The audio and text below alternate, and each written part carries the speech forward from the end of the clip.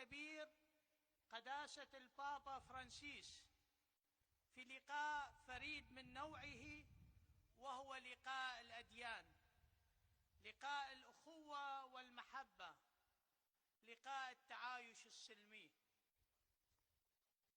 Ora ascoltiamo un testo della Sacra Bibbia del libro di Genesi, quando il Signore chiamò Abramo da Ur al paese di Canaan.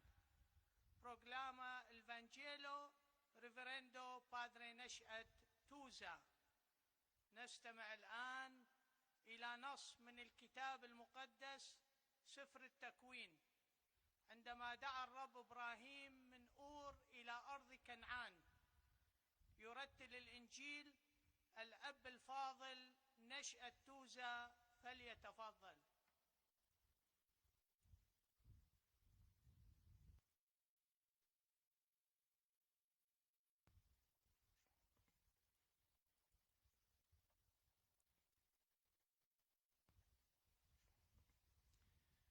انصتوا إلى قراءة من سفر التكوين. بارك يا سيد. انصتوا إلى قراءة من سفر التكوين. بارك يا سيد. وقال الرب لأبرام من سفر التكوين. ارحل من أرضك. وقال الرب لأبرام من سفر أبيك. ارحل من أرضك. وقال الرب لأبرام من سفر أبيك.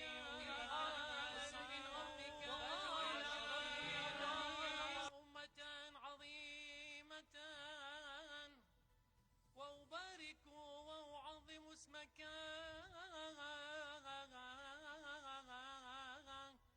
وتكون بركة. وأبارككم مباركك والعنوه لعنك، ويتبارك بك جميع عشائر الأرض. فرحل أبرام كما قال له الرب، وذهب معه لوط. وكان أبرام ابن 75 سنة لما خرج من حران. وأخذ أبرام سارى امرأته ولوطا ابن أخيه،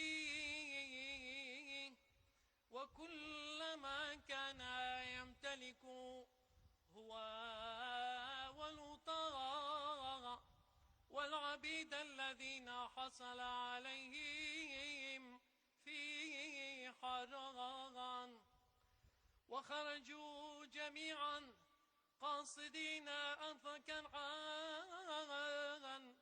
فلما وصلوا أرض كنعان اجتاز أبرام في الأرض إلى بلوطة مورة في شكيم. عندما كان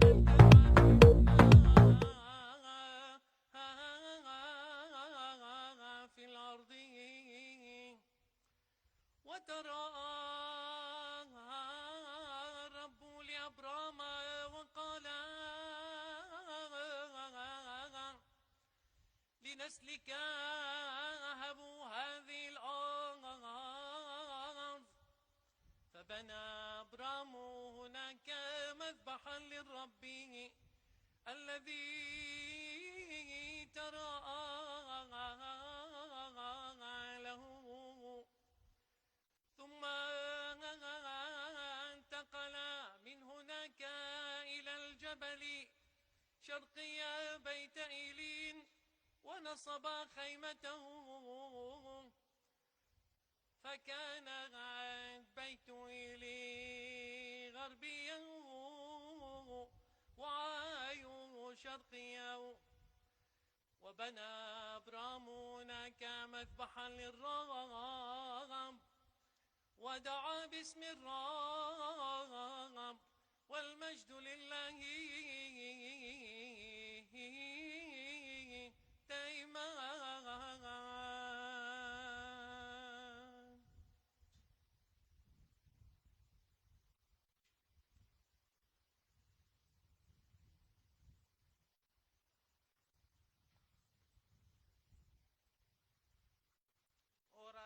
ascoltiamo un brano del Sacro Corano, Surat Ibrahim, in cui Abramo ringrazia Dio per tutte le benedizioni concesse a lui.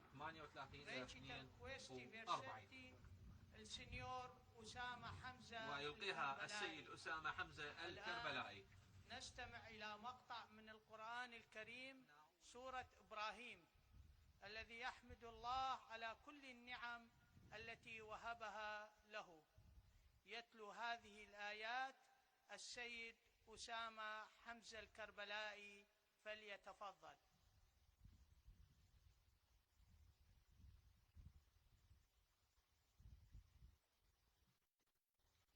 السلام عليكم ورحمة الله وبركاته. أعوذ بالله من الشيطان الرجيم. بسم الله الرحمن الرحيم.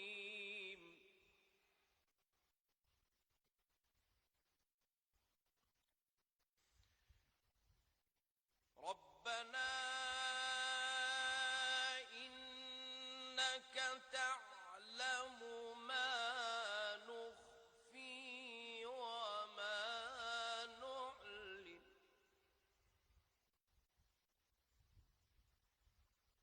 وما يخفى على الله من شيء في الأرض ولا في السماء.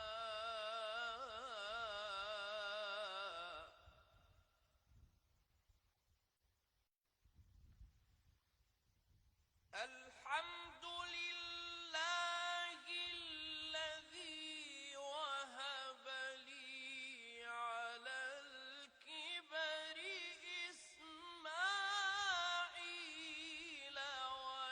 وإسحاق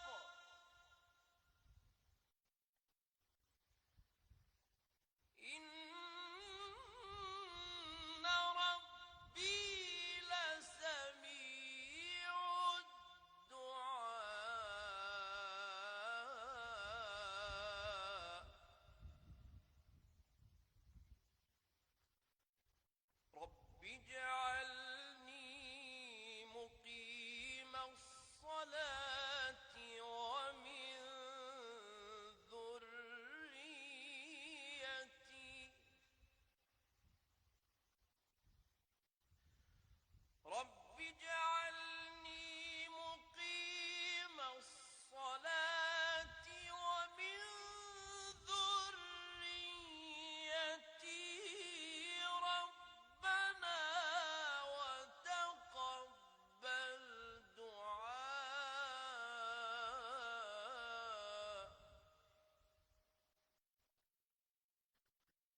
ربنا اغفر لي ولوالدي وللمؤمنين يوم يقوم الحساب.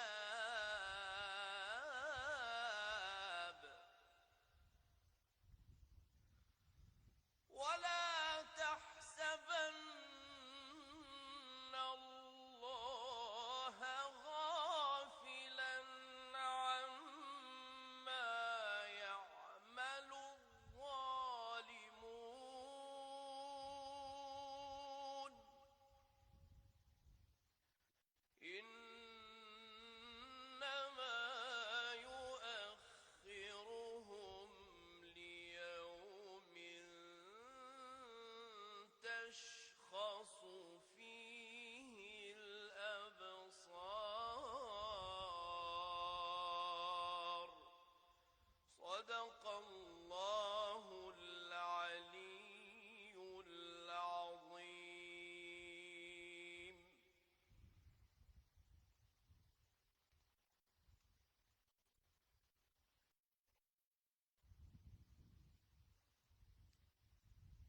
Adesso ascoltiamo la testimonianza di due giovani, Davide e Hassan, un cristiano e l'altro musulmano. Erano amici fino dall'infanzia e lavorano insieme. داود وحسن. الآن نستمع إلى شهادة شابين داود وحسن، كانا صديقين منذ الصغر وعملا معا بمحبة وإخلاص.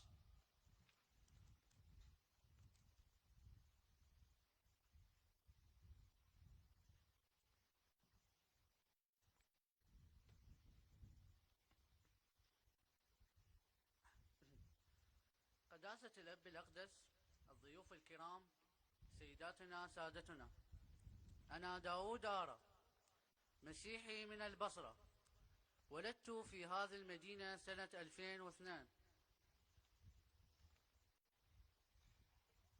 اسمي حسن سالم، أنا مسلم من البصرة أيضا، ولدت في هذه المدينة سنة 2002. أنا وزميلي حسن في الدراسة في السنة العاشرة، أي الرابعة ثانوي.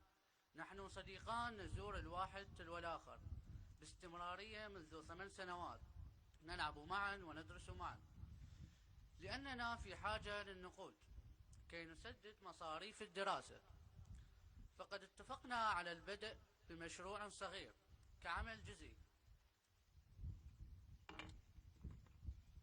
لن نرد أن ننتظر أحدا ليقدم لنا العمل، لأن ذلك يحتاج إلى وقت طويل.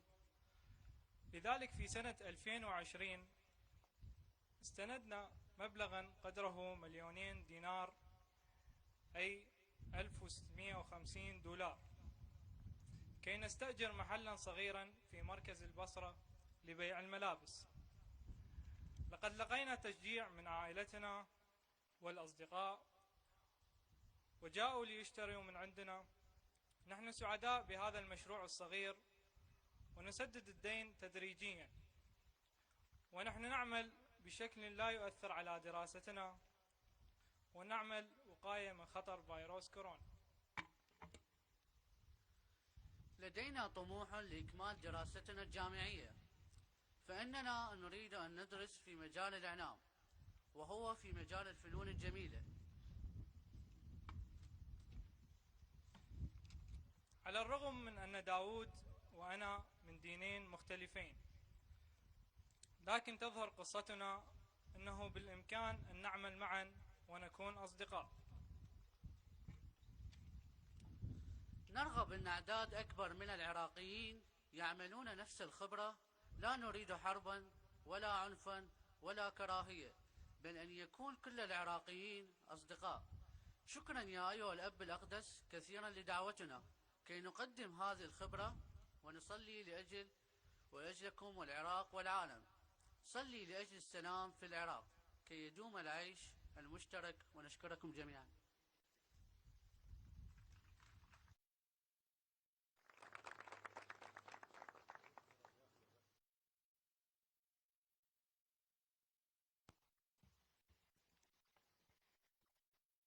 Ringraziamo Davide e Hassan per averci dato un esempio di convivenza fraterna. Auguriamo loro grandi successi nei loro lavori. نشكر الأعزاء داود وحسن على إعطاء نموذج للتعايش الأخوي، ونتمنى لهما الموفقية في عملهما. Ora ascoltiamo la testimonianza di una donna Sabia Mandai, si chiama Rafa Hassan al-Hilali, che ci parla di convivenza. الآن نستمع لشهادة امرأة من الصابئة المندائية رفاء حسن الهلالي تتكلم عن التعايش الأخوي.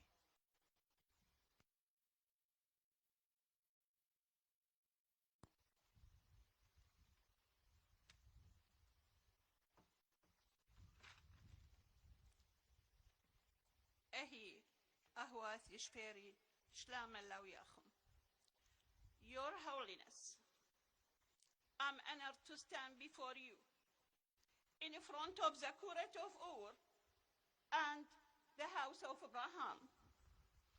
I come to you to confess and ask your holiness أتقدم to للاعتراف bless طالبة من حضرتكم to من bless all بركة Iraqis المصالحة with بين نفسي forgiveness. وبين أهلي العراقيين. I'm an Iraqi Sabian Mendayan أنا مندائية صابئية who have witnessed my children, هاجر الولد brothers, والأخ all وكل relatives قريب إلى بلدان fleeing شتى away, destinations والأسباب شتى and reasons were numerous. As spares individuals, we أفرادا stay بقينا في أرضنا with the fear يعيش of the فينا unknown الخوف within من us. المجهول.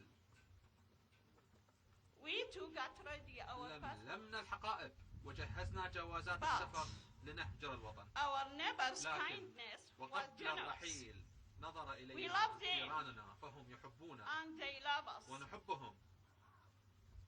All over Iraq هم أصدقائنا are our friends. على امتداد الوطن. Like one family, they يساعدونا help us. ونساعدهم. In Basra, ونتشارك سوية في كل there مناسبة. was a في Sabian الأمس وفي Mendayan البصرة man سارع whose name was الصابئي Naji. He lost his جمعة life خميسي to لإنقاذ save عائلة his جيرانه المسلمين neighbors. حينما احترق بيتهم ودفع All حياته Iraqis ثمنا. peacefully coexist. لذلك فإن العراقيين Between يعيشون us. بعضهم بسلام. There are familiarity and هنالك common stories. حكايات مشتركة. Together, we سوية subsist through the war ruins. عشنا الحروب the وامتزجت same دماء soil. الجميع على نفس التراب Our blood was mixed. وامتزجت دماؤنا على نفس Together. التراب. We tasted the bitterness of وذقنا the embargo. مرارة الحصار سوية We have the same identity. ولدينا نفس الهوية. قداسة البابا أعترف لحضرتكم بأن الظلم طال كل العراقيين لم يستثني أحدا.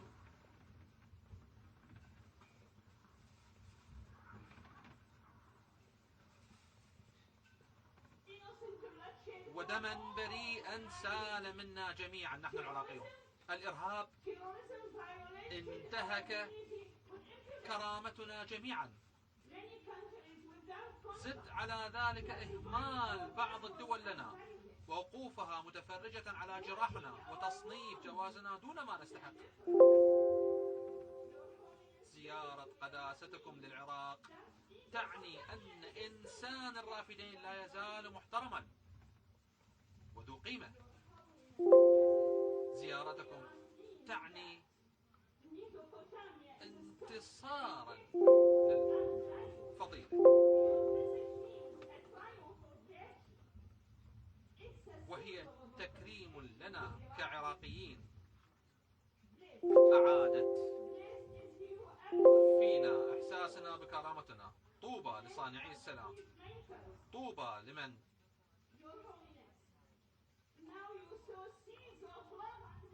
أنت ترى المحبة والسعادة بزيارتك. تبين بأننا إخوة.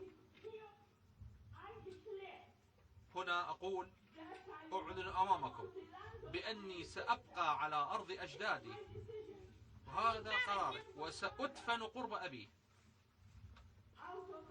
في تراب العراق وهذا قرار. نحن جميعا أخوة. يشرفني أن أسمع تسمع قداستك هذا الشعار بلغة ماري يوحنا المعمدان. إنين بهدادي آهي، معناها نحن جميعا أخوة. سنبقى مدينون لقداستك بتشريفنا بهذه الزيارة المباركة. شكرا لك معالي البابا.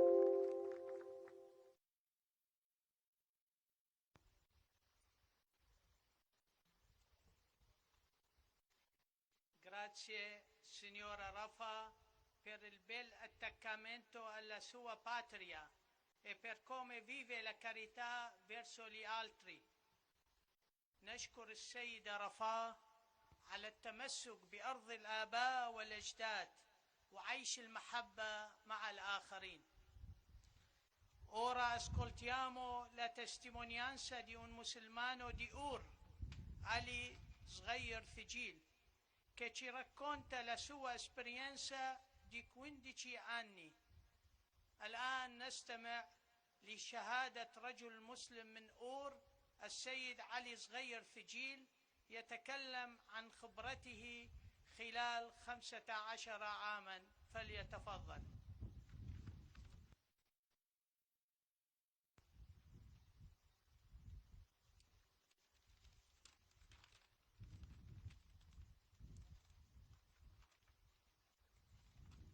يشرفني ويسعدني جدا أن أقف في حضرة ضيف العراق الكبير قداسة البابا فرانسيس على هذه الأرض المقدسة، أرض أبينا إبراهيم، أرض أجدادنا الكلدانيين. اسمي علي صغير ثجيل، أستاذ جامعي من مواليد مدينة أور. أفتخر بانتمائي إلى مدينة عمرها أكثر من 6000 سنة، والمذكورة في الكتاب المقدس والقرآن الكريم وأغلب الكتب السماوية. أور المزينة بتاريخها العريق وآثارها العظيمة ومنجزاتها الكثيرة، وأولها التعايش السلمي. سأتحدث أولا عن خبرتي خلال 15 عاما مضت.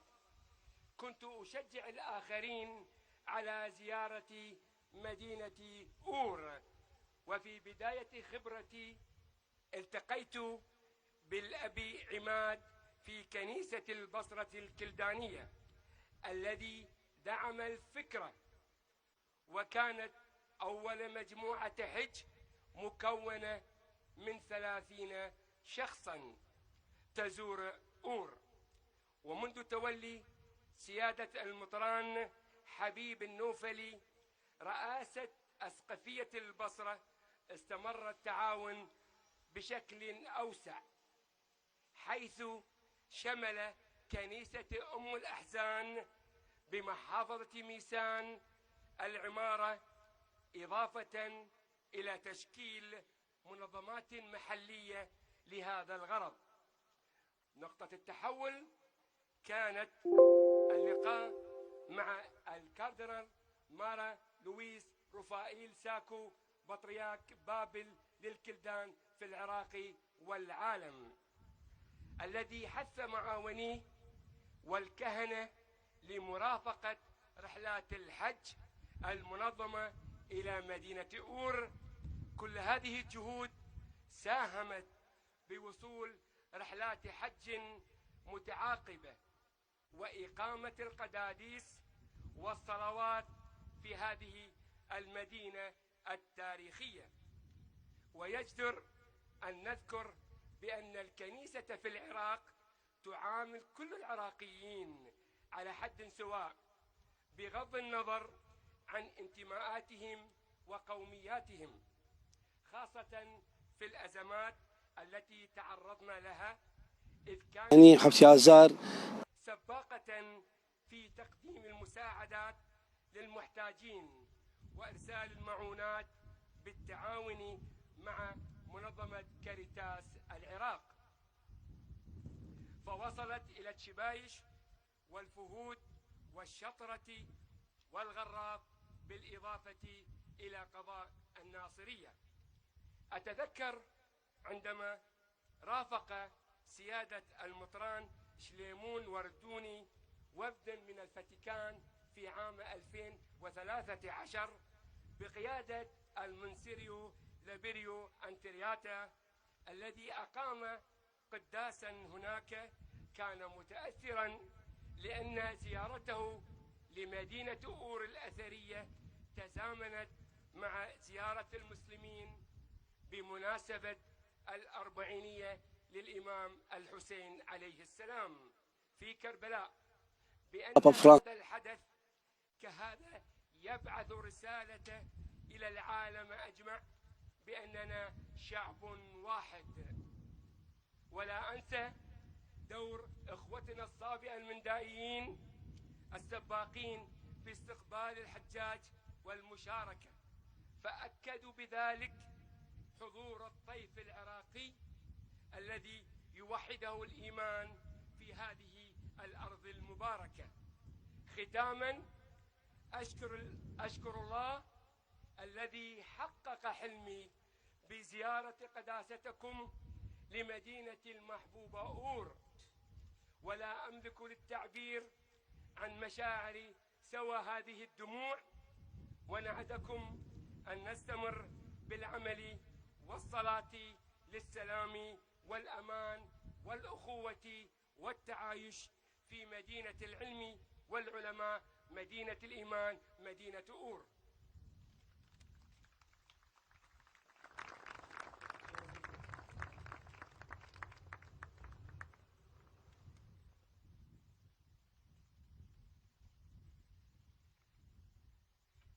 Grazie, signor Ali, per la sua testimonianza di vita e per il suo lavoro nel presentare al mondo la sua amata città di أور. نشكر السيد علي ثجيل على عمله الدؤوب بتعريف العالم على مدينته المحبوبة أور. Adesso ascoltiamo il discorso di Sua Santità Papa Francesco. الآن نستمع إلى كلمة قداسة البابا فرانسيس.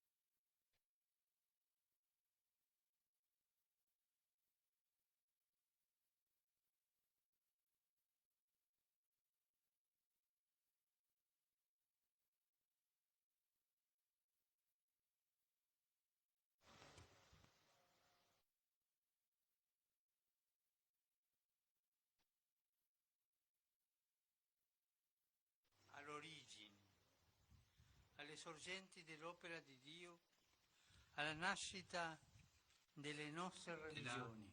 بلد المنشأ، بلد الأديان. Dove visse Abramo nostro padre, ci sembra di tornare a casa. لمدينة سيدنا إبراهيم Qui egli عليه السلام. Che a breve cambiato la storia. استمع إلى صلاة الرب. Noi siamo il frutto di quella chiamata e di quel viaggio. Dio chiese a Abramo di alzare lo sguardo al cielo e di contarvi le stelle. نظر إبراهيم إلى Quelle السماء stelle وبدأ vide la بحساب النجوم. promessa della sua discendenza. Vide noi. وفي النجوم رأى الوعد E oggi بهذه noi, الأمة. ebrei, cristiani, musulmani, insieme Rana. con i fratelli e le sorelle di altre religioni, onoriamo il padre Abramo, يهود facendo come lui, رآنا يهودا ومسلمين ومسيحيين ومن كافة الأديان. وبدأ نظر إلى السماء واستمر برحلته. Guardiamo il cielo, contemplando ننظر dopo إلى السماء. millenni lo stesso cielo, appaiono le medesime stelle. وبعد Esse illuminano le آلاف السنين ننظر إلى السماء والسماء لديها نفس Il النجوم. cielo ci dona così un messaggio di unità. L'Altissimo sopra di noi وهذه السماء تعطينا رسالة الوحدة، سماؤنا جميعا، وتقول لنا يجب أن لا نستسلم.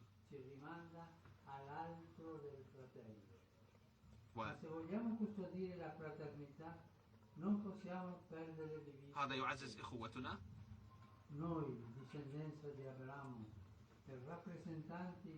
يجب أن لا ننسى إخوتنا، نحن أحفاد إبراهيم،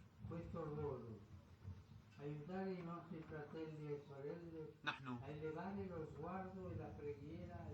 نسمع أخواننا وأخواننا وأخواتنا ونصلي إلى السماء. وجميعنا بحاجة إلى مساعدة السماء. ليس بإمكاننا أن نعمل بمعزل عن أحدنا الآخر.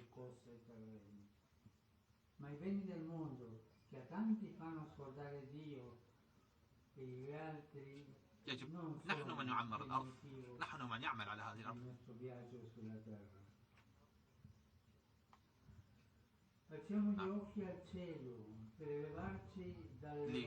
لنبقي أعيننا على السماء، لنصل إلى أصل الإنسانية،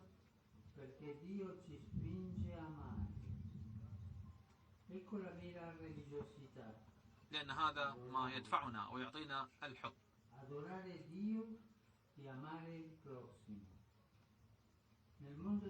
ستبقى أدياننا وسوف نحب بعضنا البعض. يجب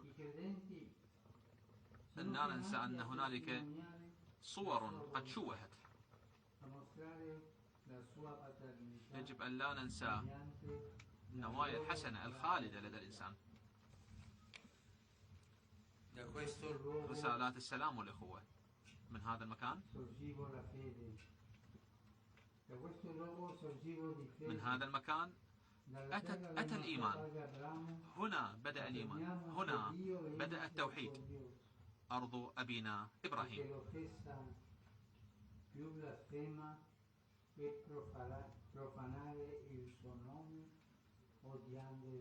لأن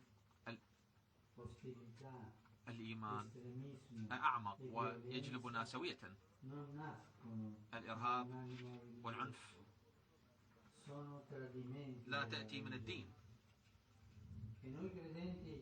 Non possiamo tacere quando il terrorismo abusa della religione. Anzi, الإرهاب sta a noi dissolvere هو يستغل الدين، i fraintendimenti. والأمر متروك لنا لكي نجد الحلول لخيانة الدين، أي لمن يخون الدين باستخدام الدين كغطاء.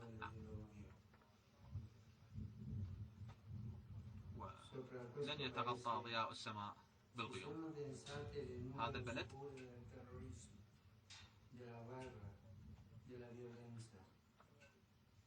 بسبب ما حدث بالحرب والعنف في هذا البلد الجميع عانوا. نتذكر على وجه الخصوص اليزيديون الذين مات كثير منهم، وتم إساءة معاملة الكثير من النساء والأطفال.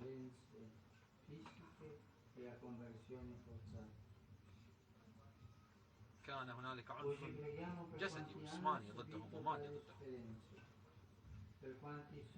نحن نصلي للكثير من السنين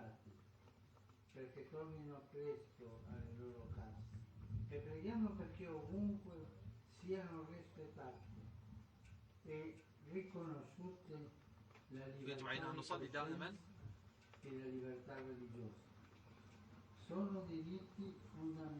ونحترم حرية الدين، وهو حق أساسي. حرية الدين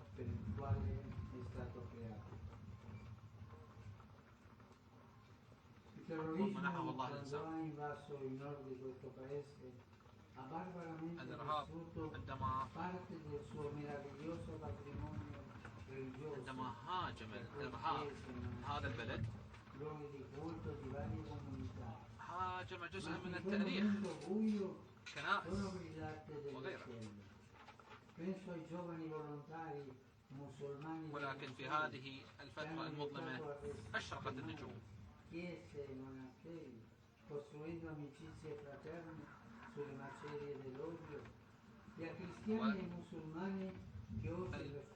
والمسيحيون والمسلمون بدأوا ببناء السلام وعملوا سوية. Ci ha anche raccontato il ritorno dei pellegrini in questa città. È importante pellegrinare verso i luoghi sacri. هنا أرى طريق الحج في طريقي إلى هنا، إلى هذا المكان. ونرى الأمور الجيدة والجميلة عن أرضنا وعن أدياننا وأن تكون لدينا أماكن مقدسة هو شيء جوهري ومهم، وهو يذكرنا بأبونا إبراهيم. Il grande patriarca ci aiuti a rendere i luoghi sacri di ciascuno oasi di pace e di incontro per tutti. نقوم بمجيئنا إلى هذه الأماكن المقدسة، نحيي هذه الأماكن المقدسة، وإيماننا بالله يصبح شيئا جوهريا للجميع. لأخواتنا من البشر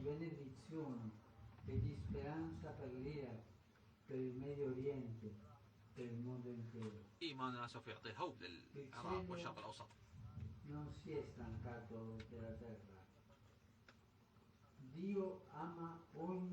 السماء لن تتعب من الأرض.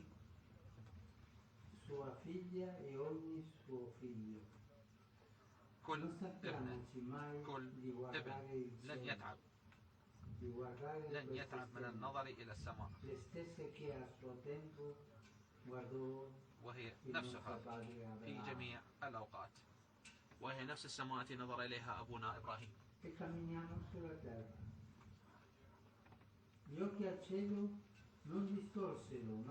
لدي رحلة في هذه الأرض،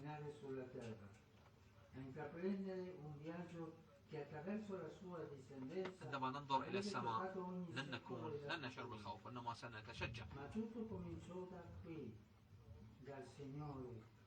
هذه الأمور العظيمة التي استمرت على طول الأزمان. إبراهيم بدأ رحلته في أور، عندما غادر أور قدم الكثير من التضحيات. النبي إبراهيم ترك بيته وأرضه وعائلته،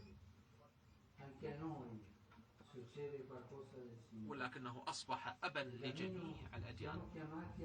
حدثت أمور رائعة لنا.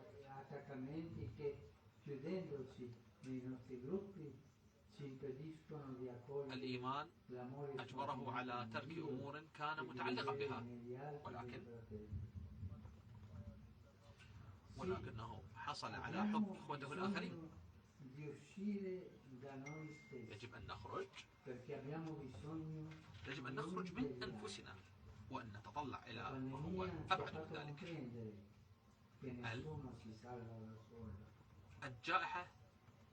الجائحة علمتنا أننا لن نستطيع إنقاذ أنفسنا لوحدنا، وإنما بالعمل الجماعي.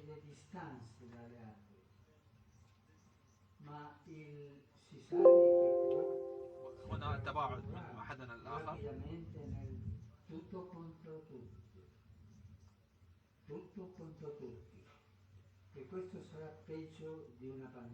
التباعد الاجتماعي.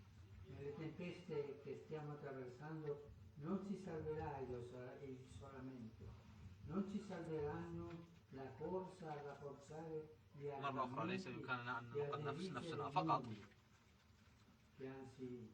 وإنما ننقذ الجميع.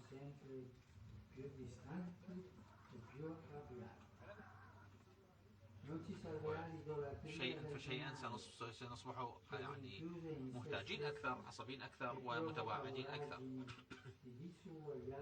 علينا أن ننقذ أنفسنا.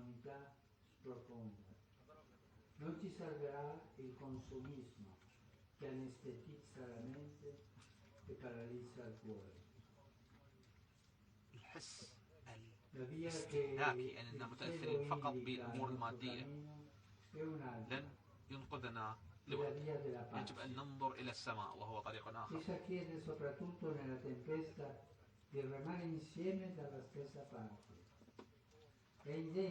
طلب من الله أن نبقى جنبا إلى جنب.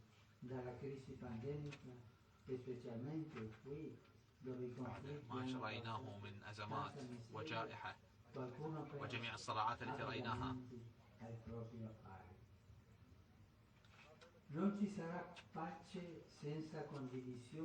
تعلمنا أنه لن يكون هناك سلام دون التعايش السلمي.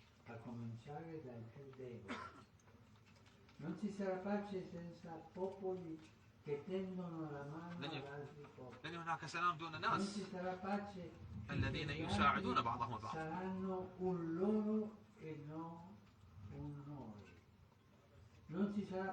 لو فكر الآخرون فقط في أنفسهم ولم يفكروا بنا لن يكون هناك سلام.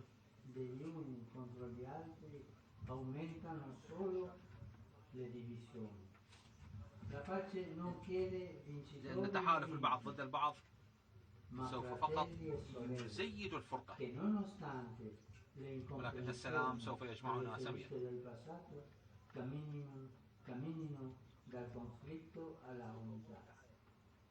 ويجنبنا الصراعات والنزاع. لنصلي لكل الشرق الأوسط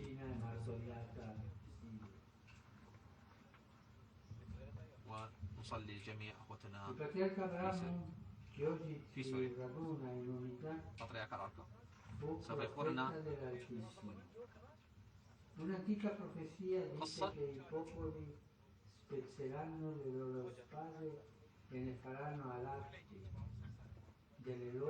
قصة عن الناس الذين ذهبوا.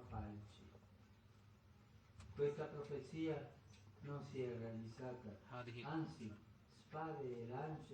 النبوءة لم تتحقق. ترى النور كأنها بقيت في القصائد.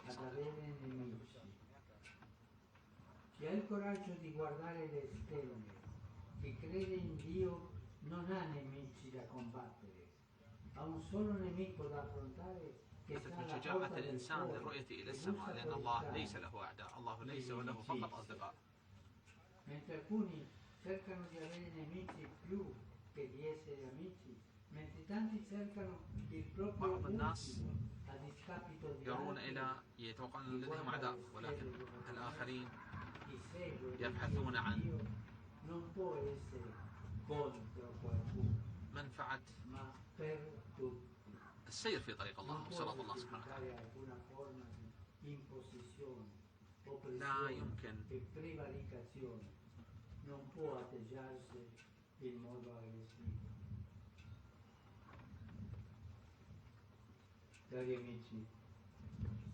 أصدقائي، مع ذلك من الممكن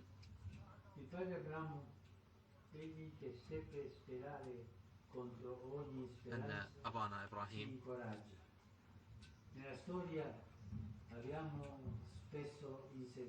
كان يعمل فن تعطينا رحلته القوة والصبر والشجاعة. جميع الأراضي التي كانت في طريق رحلته سوف تتحسن بعون الله سبحانه وتعالى. الأمر متروك لنا نحن بشر اليوم.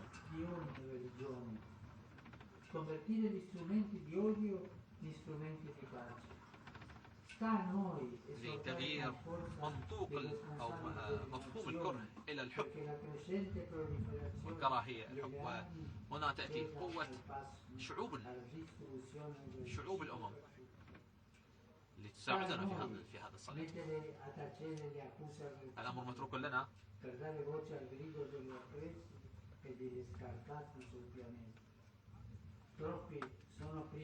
أن نعطي صوتا للضعفاء والمستضعفين بتوفير الرعاية والأدوية. الأمر متروك لنا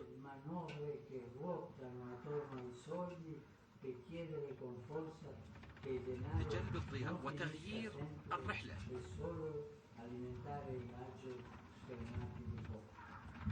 أما بالنسبة لأولئك الذين يفكرون فقط في المال فلن يتوقفوا. الأمر متروك لنا. بالنسبة لنا فإن بيتنا واحد، والأمر متروك لنا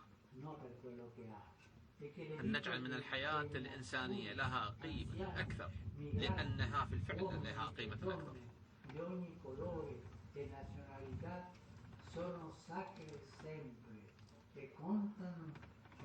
الناس بجميع أطيافهم، المهاجرين، الرجال، النساء، الأطفال.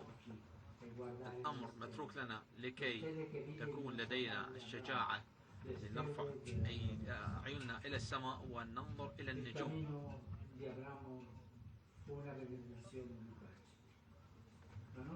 لنكمل رحلة أبونا إبراهيم. إن رحلة نبينا إبراهيم هي رحلة سلام، وهي ليست بالرحلة السهلة. هناك الكثير من الصعوبات، جميعنا يواجه الصعوبات، نحن كلنا جميعنا لدينا رحلة، ونحتاج إلى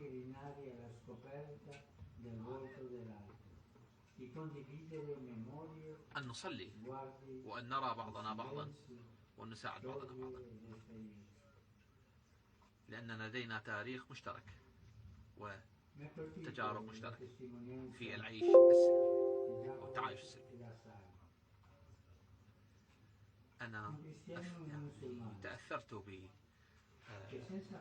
بشهادة السيد حسن وداود، أحدهم مسيحي وأحدهم مسلم، درسوا وعملوا سوية وبدأوا ببناء مستقبلهم كأخوة. الأمر الآن متروك لنا، يجب أن نعمل سوية من أجل مستقبل أفضل، مثل ما فعل داود وحسن. ونفس الرجال طبعا أمام الشباب يمكن أن يروا أحلامهم تتحقق، وربما تتأثر أحلامهم بسبب الصراعات الموجودة. هم حاولوا النظر إلى السماء. الآن أتحدث عن اللقاح. اللقاح سوف يكون فاعل، وهذه الرسالة ستكون أكثر فاعلية من اللقاح. لكن فقط لو تمامنا بعضنا البعض. السيد رفاه من المجتمع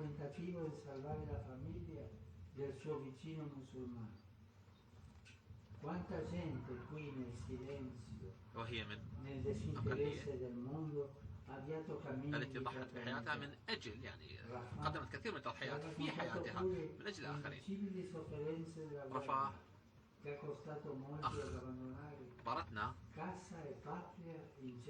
بأن المعاناة قد طالت الجميع، من تركوا منازلهم وبدأوا البحث عن مستقبلهم. شكرا رفاه.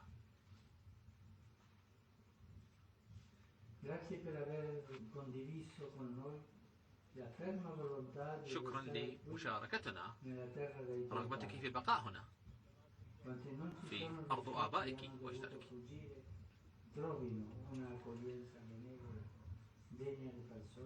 أولئك الذين لم يتمكنوا البقاء واضطروا إلى الذهاب إلى مكان آخر لإيجاد حياة أخرى.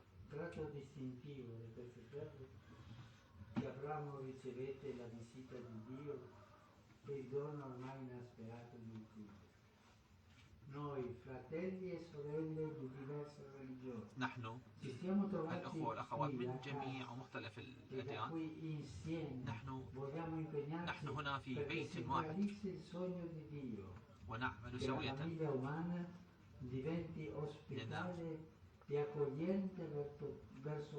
لو حققنا أحلام العائلة الإنسانية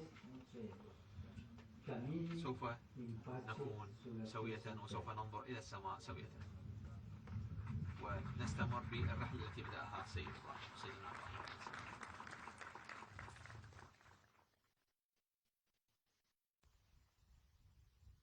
Grazie Santità per le sue parole, grazie per la sua presenza tra di noi.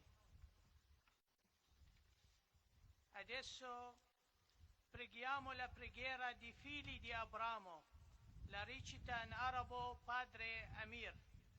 لنصلي صلاة أبناء إبراهيم يتلوها باللغة العربية الأب أمير جدجي.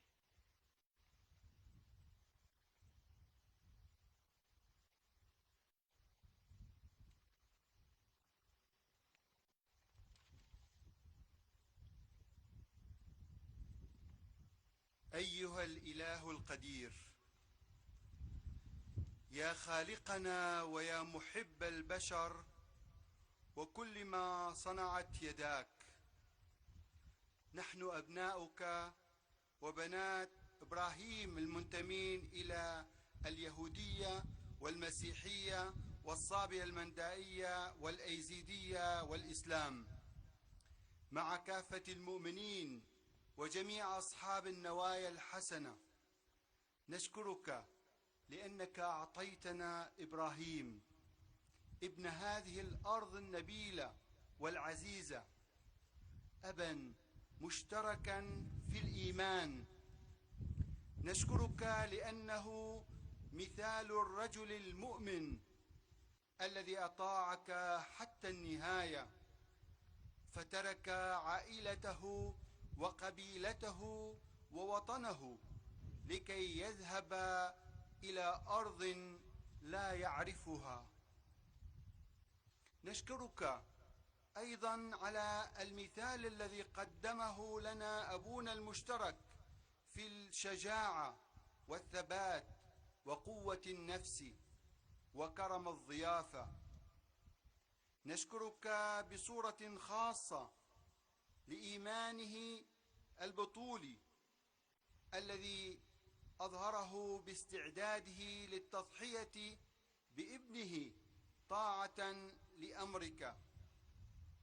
إننا ندرك أن ذلك كان له امتحانا في غاية الصعوبة، لكنه خرج منه منتصرا لأنه وثق بك دون تحفظ. أنت الرحيم الذي يمنح دوما فرصا للبدء من جديد. نشكرك لأنك أفضت بركتك على أبينا إبراهيم فجعلته بركة لجميع الشعوب. يا إله إبراهيم أبينا إبراهيم وإلهنا، نسألك أن تمنحنا إيمانا قويا جادا في عمل الخير، إيمانا يفتح قلوبنا لك ولكل إخوتنا وأخواتنا، ورجاء لا يخيب، قادرا على أن يرى أمانة وعودك في كل مكان. اجعل كل واحد منا شاهدا على اهتمامك وحبك للجميع، وخاصة للاجئين والمشردين والأرامل والأيتام والفقراء والمرضى. افتح قلوبنا لمغفرة المتبادلة، فنصبح أدوات للمصالحة، فنبني مجتمعا أكثر عدلا وأخوة.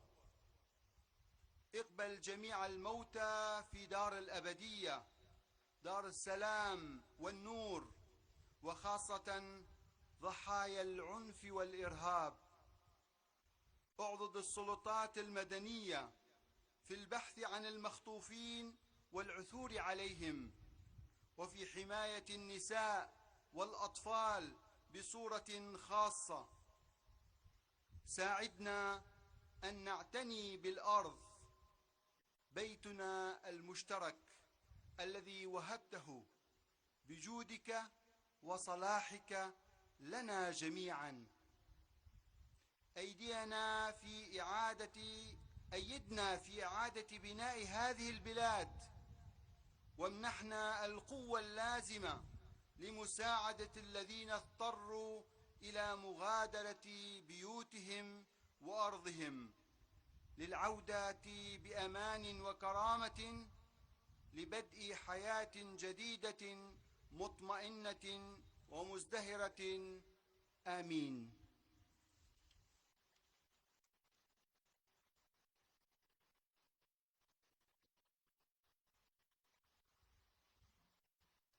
Amin. Concludiamo questo incontro con un canto della diocesi di Bassora. نختتم لقاؤنا هذا بترنيمة لجوق بريشية البصرة مشكورا.